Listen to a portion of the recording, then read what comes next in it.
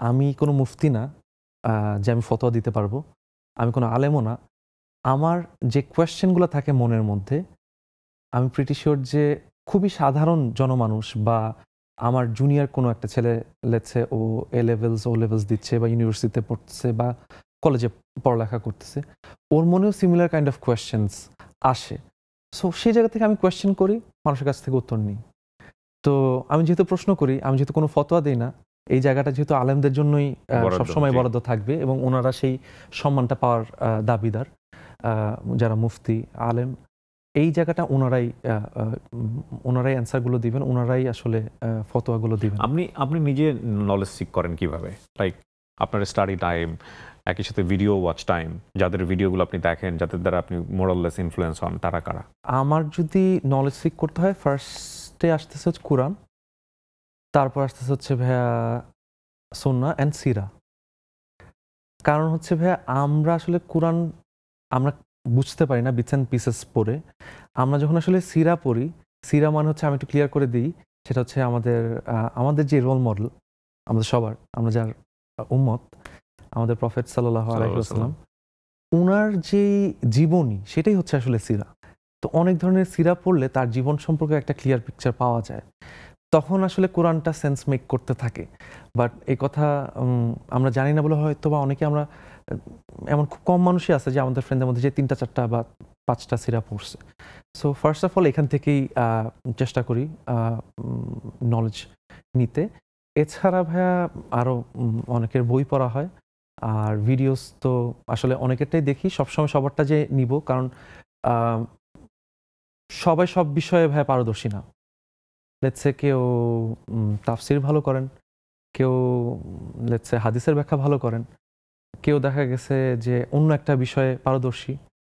So সবার কাছ থেকে আসলে সবটা নেওয়া যায় না। এরকম আসলে নাম ধরে বললে দেখা যাবে যে, যার নাম ধরতেছি, লেটস সে একটু আগে নোমান আলী খানের নাম বলছি, উনার অনেক কন্ট্রোভার্সিয়াল অনেক কথাবার্তা আছে যেগুলা ধরেন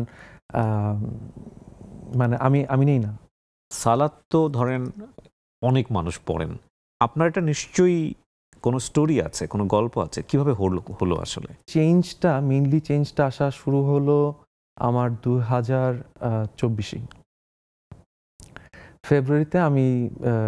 আমার যখন আক্ত হলো ফেব্রুয়ারি 27 তারিখে আমার আল্লাহ সুবহানাহু ওয়া তাআলা আমাকে উমরার জন্য পাঠিয়ে দিলেন, এবং এটা কোনো প্ল্যান ছাড়া ভাই আসলে।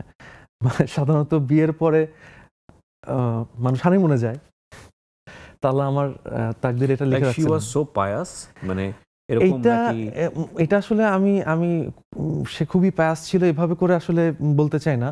এটা আসলে আল্লাহ সুবহানাহু ওয়া তাআলা আসলে আমাদেরকে নিয়ে গেছেন, আলহামদুলিল্লাহ। মানে কারণ উমরার জন্য দেখেন ভাইয়া, কত মানুষের কত টাকা আছে, কত দেখা গেছে যে সামর্থ্য আছে, শারীরিক সামর্থ্য আছে, আর্থিক সামর্থ্য আছে, কিন্তু অনেকে যেতে পারছে না। অহরহ এরকম হয়, যেতে পারছে না। তো দেখা গেছে যে আমি আসলে ঠিক মতো যে আল্লাহর কাছে দোয়া করবো, সেই দোয়াটাও করি না যে আল্লাহ আমি উমরাতে যেতে চাই। কখনো হয়তো বা এভাবে করে দোয়াও করা হয়নি। কিন্তু যখন উনি আমাকে উমরার জন্য নিয়ে গেলেন এবং বিয়ের পরবর্তী সময়টাতে সস্ত্রীক যাওয়ার একটা সৌভাগ্য হলো, আলহামদুলিল্লাহ, তখন আমার কাছে মনে হলো আমি অবশ্যই আল্লাহর অনেক প্রিয় একজন বান্দা। সেটা যদি না হয় তাহলে আসলে আমাকে উমরার জন্য আল্লাহ ওখানে নিয়ে যায় না উইদাউট এনি প্রিপারেশন। এটা হুট করে ওয়ান নাইট ডিসিশন ছিল? এটা হুট করে ওয়ান নাইট ডিসিশন বলতে, আমরা আসলে আমার বাবা আমাকে এবং আমার ওয়াইফকে বলছেন তোরা কোথায় যাবি হানিমুনে? তো এরকম মালদ্বীপসের কথা হচ্ছিল। তো মালদ্বীপসে আবার আমি গেছি। আমার যাওয়ার আগ্রহ এরকম নাই, কারণ এনিওয়েজ আমার কাছে মালদ্বীপসের যাওয়ার ইচ্ছা হচ্ছিল, যেহেতু একবার গেছি, অন্য কোনো একটা জায়গায় যেখানে কোনো যায়নি, এরকম একটা জায়গা থেকে ডিসকাশন হচ্ছিল। তখন হুট করে আমার ওয়াইফ তখন বললো যে আমরা তাহলে সৌদি যাই। তো বাবা বললো ঠিক আছে, তাহলে তোমরা উমরা করে আসো, যাও। এইভাবে করে আসলে হুটহাট। সো আপনার ওয়াইফের সঙ্গে আপনার আগে থেকে পরিচয় ছিল, জানাশোনা ছিল?